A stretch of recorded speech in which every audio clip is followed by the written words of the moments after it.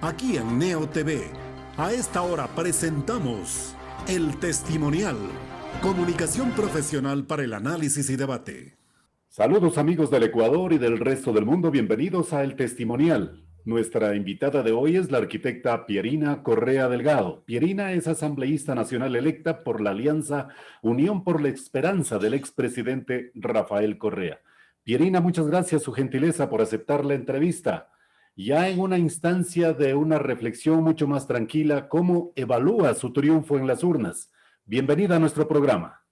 ¿Cómo está, Wilman? Y muchísimas gracias por la oportunidad de compartir con usted esta plataforma y a través de ella enviarle un fuerte saludo, un abrazo apretadito a todos los ecuatorianos. Gracias. Y mi agradecimiento por el apoyo mayoritario que nos brindaron, no solamente a mí, sino al Binomio La Esperanza en la primera etapa de este proceso, con una amplia victoria en primera vuelta del binomio con 13 puntos porcentuales sobre su inmediato seguidor, y en mi caso una votación súper grande, importantísima, que me convierte, gracias a eso, en la candidata más votada como asambleísta y en la segunda votación más alta a nivel de todo el país. Entonces, ¿cuántos votos obtuvo estimativamente hasta el momento, aunque no hay el conteo oficial todavía? Por encima de los 3.6, o sea, a ver, si no recuerdo mal, el binomio sacó en porcentaje 32.7% y me parece que lo mío era 32.4% o algo así. No alcanzamos, por las condiciones un poco complicadas en las que nos tocó participar, no alcanzamos a visitar todas las provincias. Por ejemplo, se me quedó pendiente Azuay, se me quedó pendiente algunas provincias del oriente, la misma Pichincha, que a pesar de que estuve en algunas ocasiones para actividades puntuales, no tuve la oportunidad de hacer campaña propiamente dicha. Esa votación es sumamente importante y mucho más porque me compromete aún más con el pueblo ecuatoriano a cumplir respetando niveles de exigencias muy altas. Yo no acepto cosas en las que no creo, y cuando las acepto pueden tener la absoluta garantía de que me meto de cabeza a cumplir con mi tarea al 100%. Y en este caso puntual, estoy sumamente consciente del hecho de que, si bien participé por Unión por la Esperanza, la alianza de Centro Democrático Lista 1 y Compromiso Social Lista 5, Correcto. estoy ahí como parte de un grupo de 137 asambleístas en representación de los más de 17 millones de ecuatorianos, tanto los que vivimos en el continente como en la región insular y en las circunscripciones de nuestros migrantes en el exterior. Esto es importantísimo porque muchas veces nos desvinculamos de esta responsabilidad y asumimos que estamos ahí a título personal o por simpatías personales. Yo pienso que esto es un error y que tenemos que asumir con madurez política Correcto. esta titánica tarea y en un momento tan complejo como el que vive nuestro país. Pierina, en las últimas horas, para darle mayor actualidad a este grato diálogo, surgió algún rumor o rumores de un presunto golpe de Estado que giraría en torno a irrespetar el proceso electoral. ¿Usted lo escuchó? Sí, no solamente lo escuché, lo viví. Estábamos en contacto con todo el equipo de trabajo y alrededor de las 12 de la noche de sábado a domingo entró ya la noticia formal de la pretendida intromisión de Contraloría y de la Fiscalía a través de la disposición de un juez recientemente nombrado integrante de la Corte. Entonces, ¿en qué consistía esto? Una auditoría al sistema de contabilización de los votos en medio de un proceso electoral que responde Exacto. a un calendario que no es que se me ocurrió a mí o a usted o a una persona en particular, sino un calendario elaborado, discutido, analizado y acordado de manera conjunta entre los integrantes del Consejo Nacional Electoral y las más de 280 instituciones, organizaciones políticas que constan en el registro de organizaciones políticas del CNE. ¿A qué me refiero con esto? Que no es un tema de improvisación, es un tema trabajado. A partir de ese calendario se realizaron por parte del CNE las respectivas convocatorias al proceso eleccionario en sus diferentes etapas. Se analizó en algún momento postergar, prorrogarlas, acortar etapas, pero el análisis tuvo un componente importante a partir del resultado de las elecciones seccionales 2019. Recuerde que en esas seccionales se tuvo que repetir la elección en 14 cantones y esto hizo que llegaran las fechas de acreditación y posesión de las autoridades electas y ya confirmadas, Correcto. y no se pudo hacer en esos ámbitos. Entonces, ¿qué pasa? Con esa experiencia no querían repetirla porque las fechas de posesión están señaladas en la Constitución de la República y son inamovibles, salvo que hubiera ya un tema de fuerza mayor, un terremoto, un desastre natural de esas dimensiones, pero no se pueden mover. El 14 de mayo es la posesión de la Asamblea, el 19 de mayo, si no recuerdo mal, del Parlamento andino, y el 24 de mayo del binomio presidencial. Y ahí arranca formalmente el gobierno. Entonces, ¿cuál es el problema en este momento? Hay varios.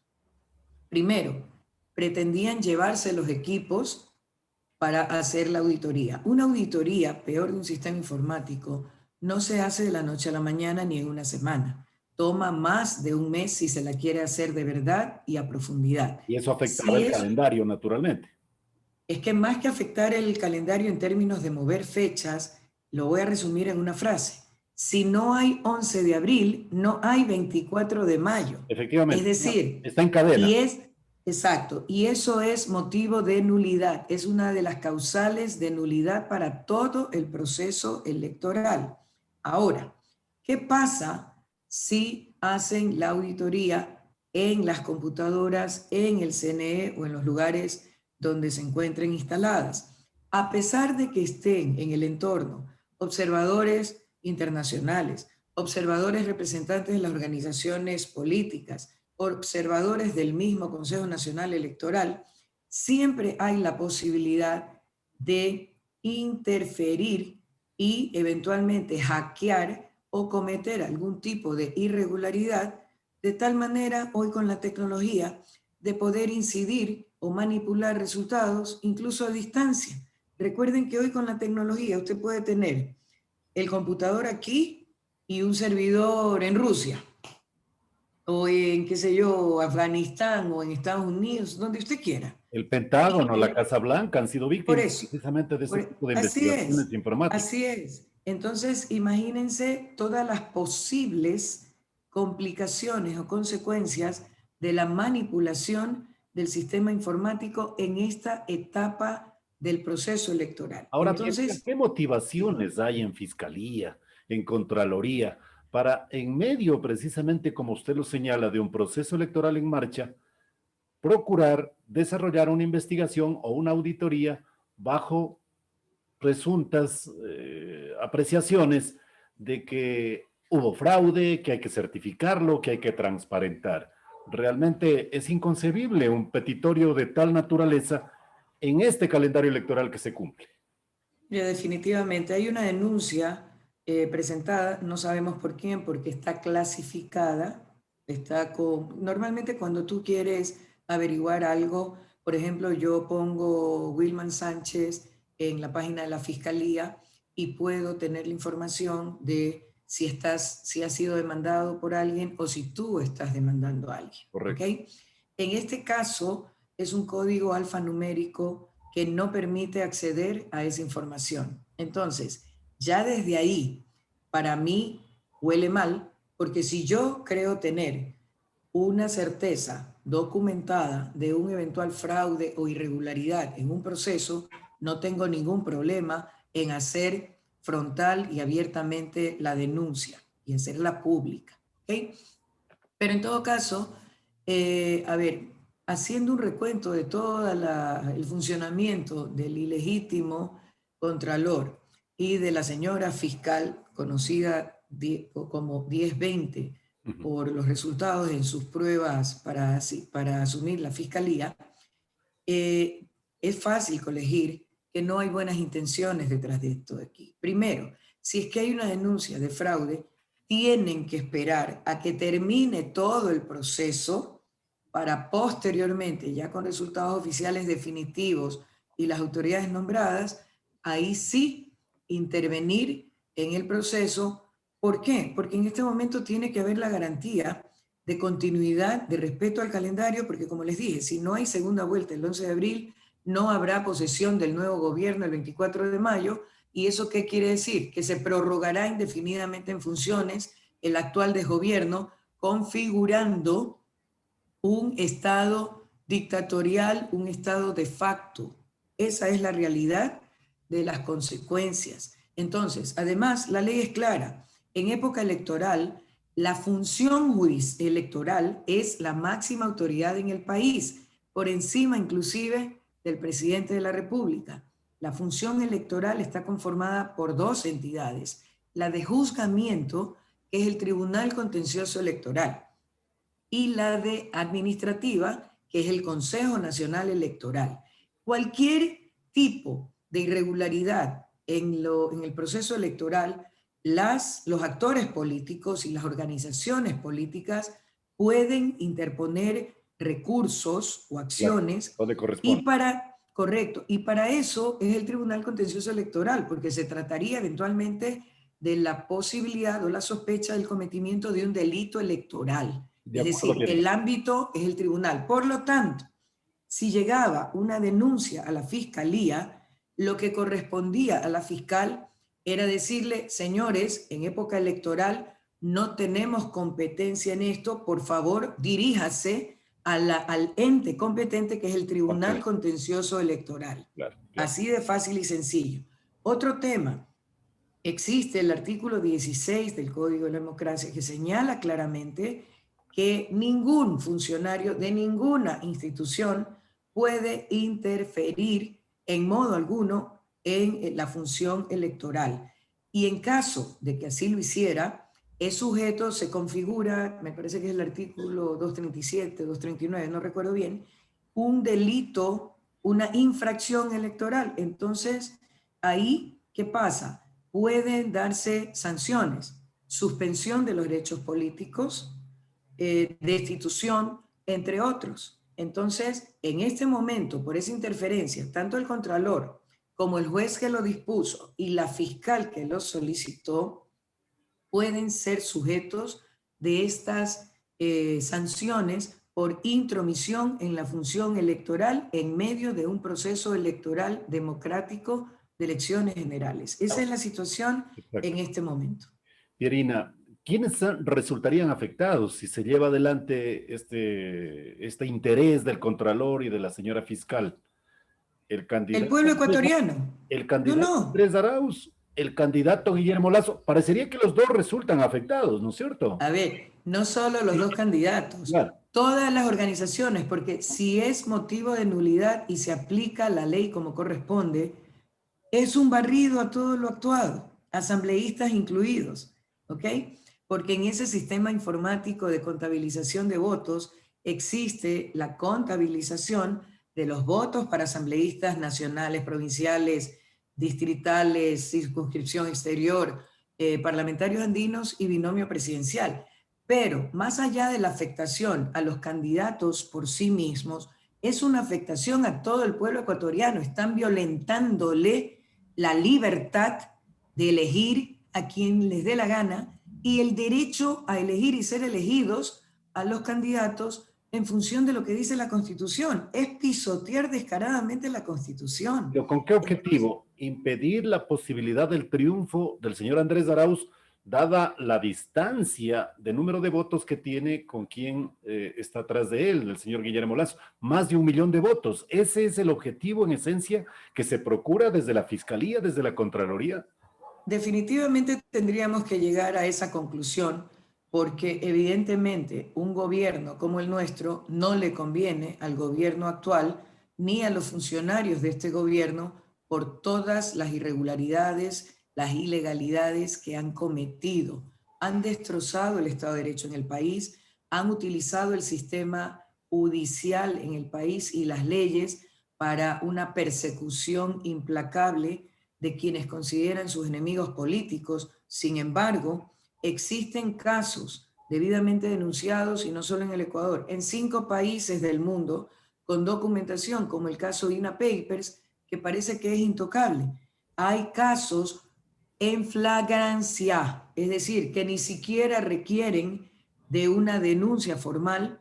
En el caso de los bullados, el tema de los negociados con los hospitales, el sobreprecio de mascarillas, de medicinas, de insumos médicos, el caso de los carnets de discapacidad, o sea, con nombres y apellidos, de manera flagrante, con las manos en la masa, por decirlo de alguna manera, y no pasa nada. El sobreprecio de la señora Ocles en los kits de alimentos, que primero no le competía porque ella era Secretaría de Riesgos, para algo está el MIES u otras entidades que tienen dentro de sus funciones este tipo de actividades, pero un sobreprecio escandaloso. Mire, yo entregué como fundación kits alimenticios y de bioseguridad. ¿Sabe cuánto me costaban a mí?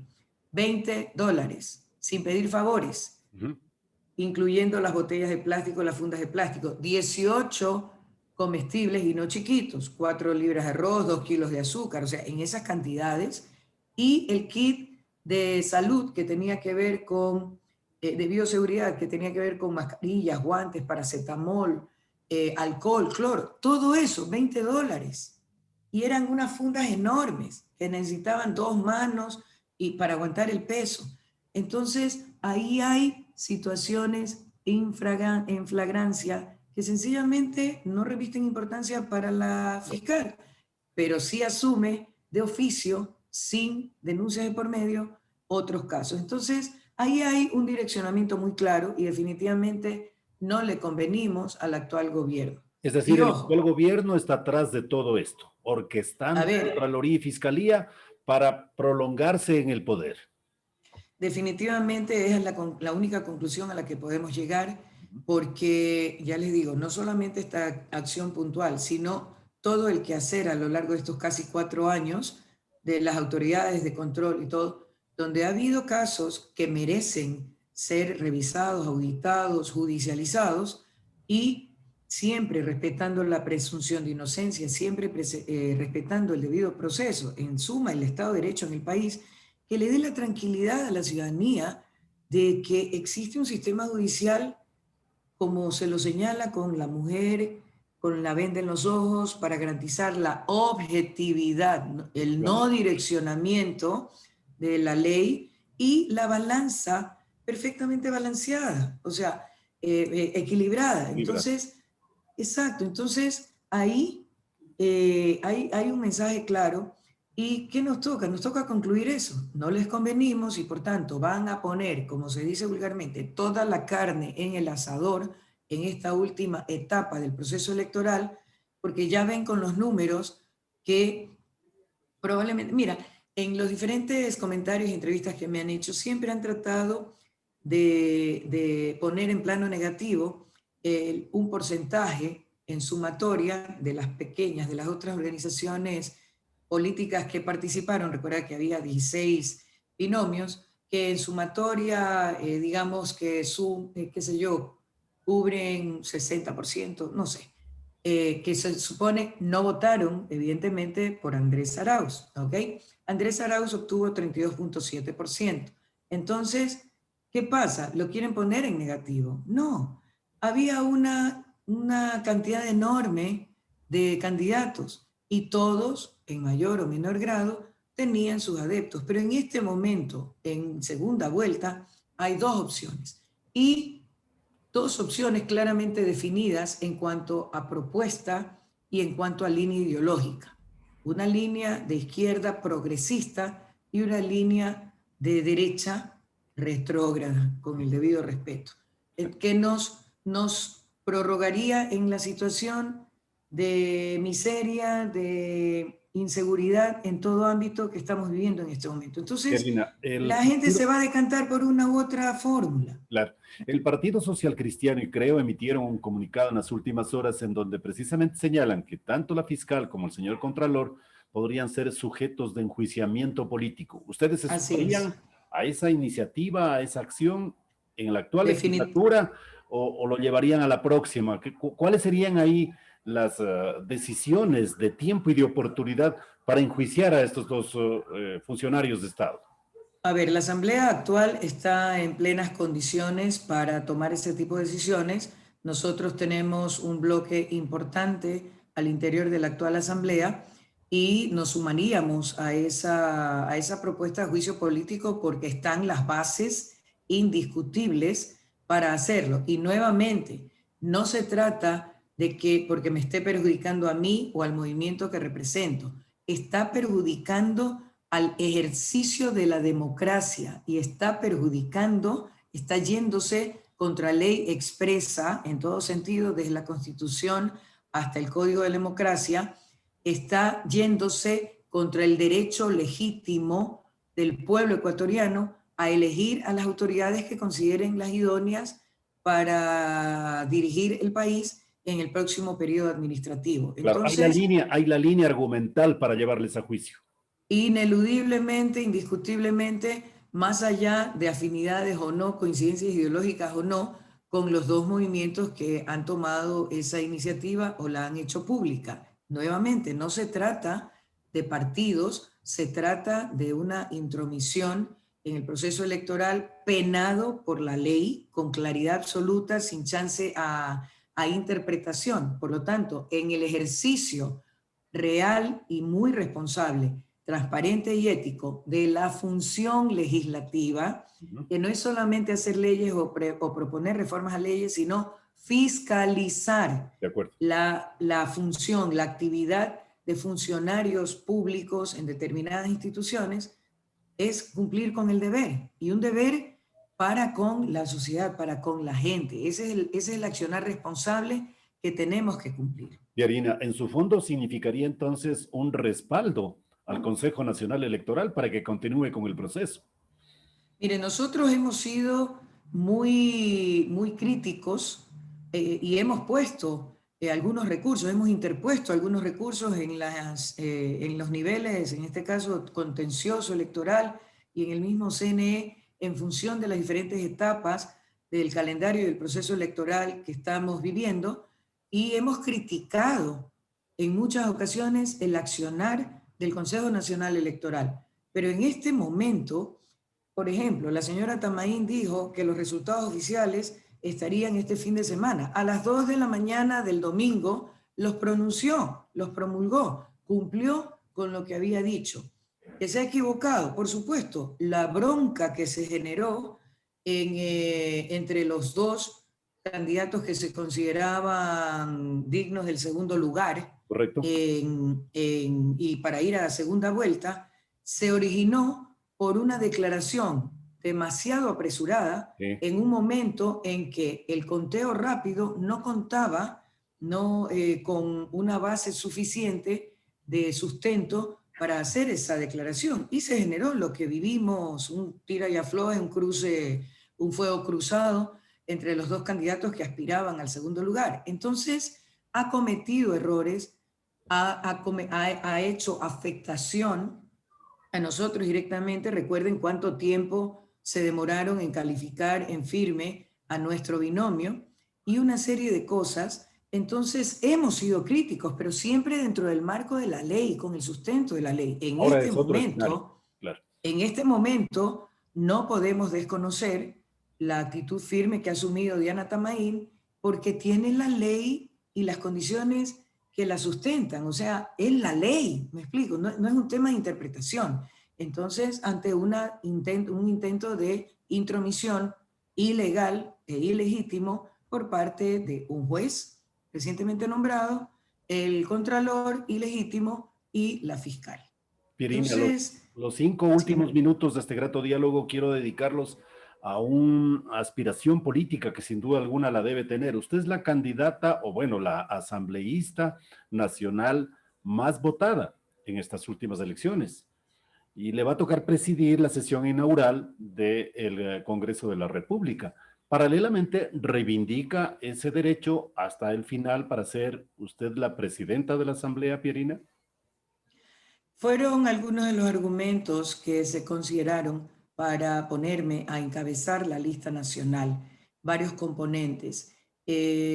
Yo a lo largo de mi trabajo he mostrado mucha seriedad, mucho profesionalismo, mucha entrega y coherencia en mi accionar y con un proyecto, transparencia, ética, rendición de cuentas, que a mí me parece que son elementos que deben primar en el ejercicio de esta función hoy más que nunca, debido al deplorable estado en que se encuentra la Asamblea, con una aceptación por parte de la ciudadanía del 2%, prácticamente inexistente. Represento, al encabezar la lista nacional, a un bloque mayoritario en la Asamblea. 49, y en principio, 50, 47, ¿cuántos hasta el momento? Hasta el momento, de manera, en base a los datos oficiales, 49. Okay. Sin embargo, entiendo que hay algunos procesos de impugnación en marcha para solicitar revisión de actas que podrían eventualmente, y ojalá sea así, sumar por lo menos un asambleísta más. En todo caso, con los 49, para hablar de cifras oficiales, faltaría para llegar a 70, un poco más, ¿no? Correcto, prácticamente 20 asambleístas que yo estoy segura se sumarán a este proyecto, porque nuestro proyecto es claro y va en beneficio del pueblo ecuatoriano, en una situación en que el país necesita de la sumatoria de esfuerzos de todas las organizaciones políticas y de toda la ciudadanía, de las organizaciones políticas más allá de su línea ideológica. Hacer acuerdos, llegar a consensos, buscar puntos en común, no es darle la espalda ni renunciar a nuestra línea ideológica. Es trabajar en conjunto en función de ese objetivo que es la dinamización de la economía, el fortalecimiento de la dolarización, recuperar la estabilidad jurídica, económica, laboral, seguridad ciudadana y de todo sentido en beneficio del pueblo ecuatoriano. Y recordar que aunque somos 137 asambleístas, representamos a los más de 17 millones de ecuatorianos. Entonces, ¿cuál es la finalidad? Sí, hay una opción real de presidir la asamblea y esperemos que esto se concrete con la garantía absoluta a todas las bancadas de que se hará un trabajo basado en el respeto y en la ética de diálogos y consensos para poder darle viabilidad al trabajo que tenemos que cumplir en la Asamblea y sobre todo a generar las condiciones de gobernabilidad que requiere el próximo gobierno para poder arrancar con esas acciones que permitan la recuperación del país. Pierina, muchas gracias, su gentileza, la mejor de las suertes. Probablemente estos tiempos no sean los más oportunos para generar estas aproximaciones frente a las elecciones legislativas internas, porque hay otras prioridades y hay que identificar de forma plena quién podría también ser el ganador el 11 de abril de la presidencia de la República. Muy amable por haber participado en nuestro programa, Pierina, y a la orden siempre. Muchísimas gracias, Wilman. Definitivamente los resultados que se den el 11 de abril servirán también como un insumo para toma de decisiones. En este momento solo podemos hablar de diálogos, de conversaciones, de acercamientos para ir vislumbrando un posible camino y, ojo, en dos etapas realmente. Uno es el apoyo a nuestro binomio en esta etapa de segunda vuelta y el posterior, que será ya las definiciones al interior de la Asamblea, tanto como apoyo a la presidencia y, como digo, para generar las condiciones de gobernabilidad que necesita la próxima administración de nuestro país para poder reenrumbar, recuperar la estabilidad y esa opción de desarrollo para todos los ecuatorianos. Es importantísimo. Un abrazo fraterno, Wilman, a usted por la oportunidad de compartir este espacio y a través suyo de todos quienes siguen esta plataforma. Y a la orden siempre. Muchas gracias a la arquitecta Pierina Correa Delgado, asambleísta nacional electa por la alianza Unión por la Esperanza del expresidente Rafael Correa. Muchas gracias por haber participado en nuestro programa. A la orden. Hemos presentado El Testimonial, transparencia de la verdad. De lunes a viernes desde las 18:30.